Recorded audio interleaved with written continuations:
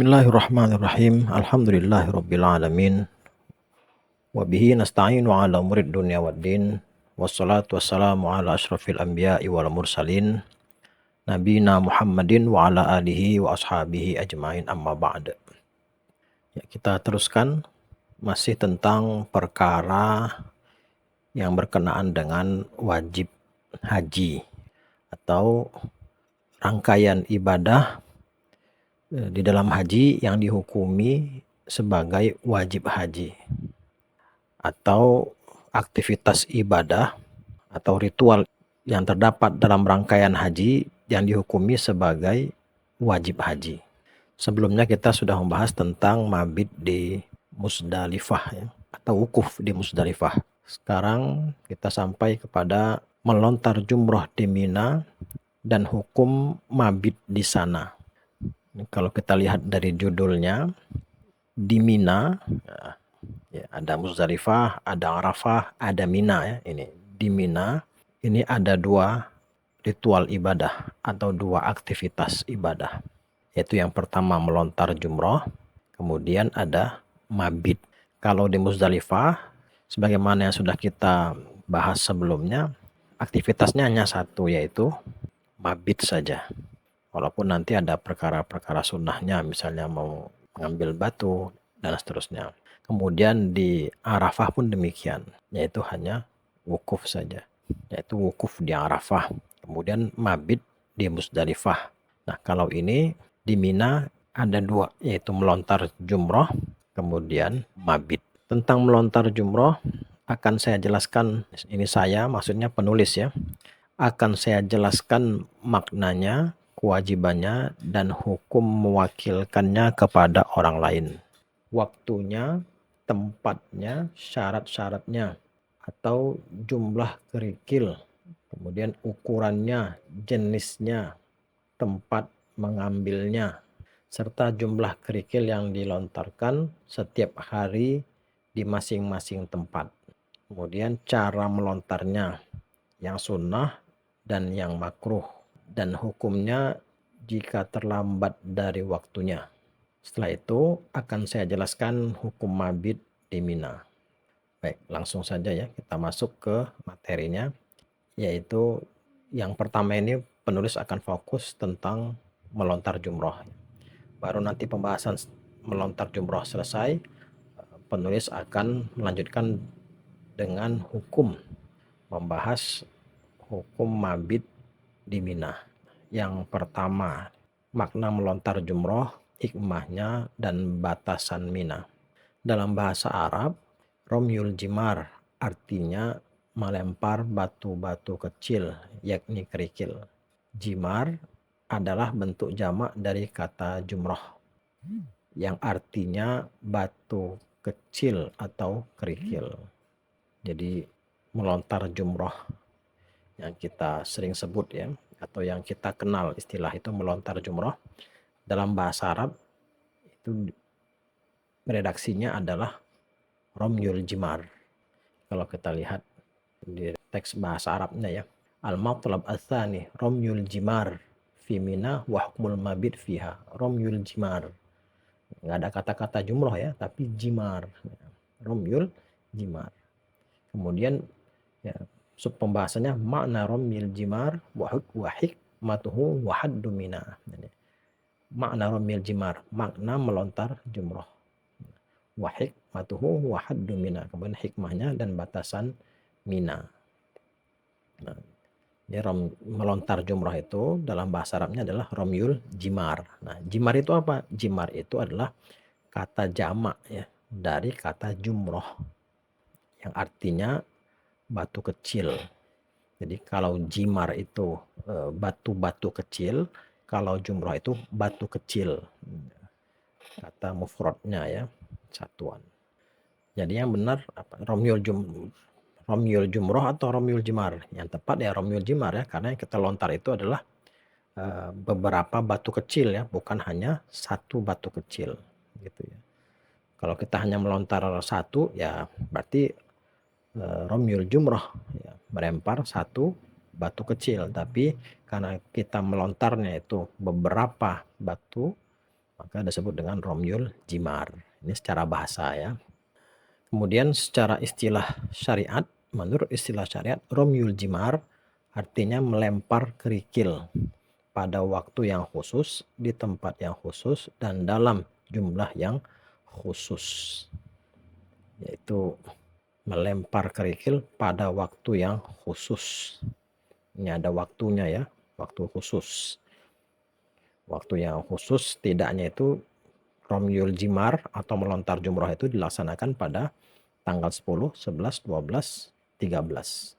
Selain tanggal itu tidak ada aktivitas atau ibadah atau yang disebut bagian dari rangkaian haji yaitu melontar jumroh, tidak ada. Tapi Romyul Jimar melontar jumroh ini dilakukan pada waktu yang khusus, setidaknya pada tanggal 10, 11, 12, 13. Walaupun nanti ada pembahasan lebih detail lagi tentang apakah boleh dari malam, apakah setelah matahari terbit, atau nanti kita lihat pembahasan selanjutnya ya. Tapi intinya adalah apa? Melontar jumroh itu dilakukan pada waktu yang khusus. Kemudian di tempat yang khusus. Nggak bisa sembarangan melontar kemana-mana ya. Tapi ada tempatnya khusus. Tempat kita melontar jumroh itu. Kemudian dalam jumlah yang khusus juga. Nah, ditentukan juga jumlahnya. Nggak boleh suka-suka. Ada ketentuan jumlahnya berapa banyak kerikil yang kita lontarkan. Jadi secara syariat yang disebut dengan melontar jumrah itu apa? Kita melontar kerikil-kerikil pada waktu yang khusus, di tempat yang khusus, dan dalam jumlah yang khusus. Jadi jika seseorang meletakkan kerikil tersebut begitu saja, itu tidak sah sebab dia tidak melemparkannya. Jika dia melontarkannya dengan lemah, itu sah sebab sudah dilempar meskipun dengan lemparan yang lemah. Jadi karena bahasanya melontar ya, melempar. Jadi kalau hanya diletakkan saja batu kerikilnya itu, walaupun pada waktu yang khusus, di tempat yang khusus, dengan jumlah yang khusus, tetap tidak sah. Kenapa? Karena dia meletakkan, bukan melontar. Tetapi kalau dia sudah melontar, walaupun lontarannya itu lemah, gitu ya, tidak kuat, tapi dia aksinya itu sudah seperti orang melontar, maka itu sah. Karena apa? Karena sudah kelihatan aktivitas melontarnya, walaupun melontarnya itu lemah, gitu ya. Tapi kalau diletakkan saja, maka tidak sah ya, karena itu bukan melontar. Lemparan ini ditujukan untuk merajam iblis. Ini lemparan itu ditujukan untuk merajam iblis. Maka kalau diletakkan ya bukan merajam namanya ya, tapi ya meletakkan. Jadi mesti ada aktivitas melontarnya itu, walaupun melontarnya itu lemah, karena ini simbol ya sebagai apa? Kita itu merajam iblis ya. Nah, hikmahnya ini adalah amalan simbolis yang mencerminkan perlawanan terhadap setan yang ingin menjerumuskan manusia ke dalam maksiat dan perilaku yang merusak. Nah, ini hikmahnya. Ini merupakan amalan simbolis ya yang mencerminkan perlawanan terhadap setan yang ingin menjerumuskan manusia ke dalam maksiat dan perilaku yang merusak. Bukan hanya pada saat melempar itu saja, melainkan di setiap waktu. Nah, jadi perlawanan ini bukan hanya pada saat melempar jumrah itu saja, bukan pada saat melontar, tapi setiap saat kita itu harus melakukan perlawanan terhadap setan gitu ya, yang ingin menjerumuskan manusia ke dalam maksiat. Sekali lagi ya, simbolis ya, amalan simbolis ya. Jadi bukan tempat yang kita lontar itu di situ ada setannya, bukan ya. Tapi kita melontar itu sebagai bentuk cerminan ya. Kita itu melakukan perlawanan terhadap setan gitu ya. Melempar jumroh juga dilakukan untuk meniru perbuatan Nabi Ibrahim alaihissalam, kemudian istrinya Siti Hajar dan putranya Ismail alaihissalam. Ketika diwahyukan kepada Ibrahim agar dia menyembelih putranya, lalu mereka melempar iblis dengan kerikil untuk menghentikan bisikannya bahwa penyembelihan itu tidak usah dilaksanakan. Jadi waktu Nabiullah Ibrahim alaihissalam ketika diwahyukan untuk menyembelih putranya, nah ini iblis membisikkan ya kepada Nabi Ibrahim alaihissalam untuk menghentikan gitu, untuk membatalkan atau menolak gitu ya, melaksanakan perintah Allah tersebut. Maka sebagai perlawanan Nabi Ibrahim alaihissalam melempar iblis itu ya dengan kerikil. Kemudian juga untuk melaksanakan perintah Allah tanpa ragu dan rasa enggan. Jadi kalau iblis itu membisikkan ya untuk kita melanggar, untuk kita abai, untuk menolak perintah Allah, kita harus melakukan perlawanan, intinya itu ya.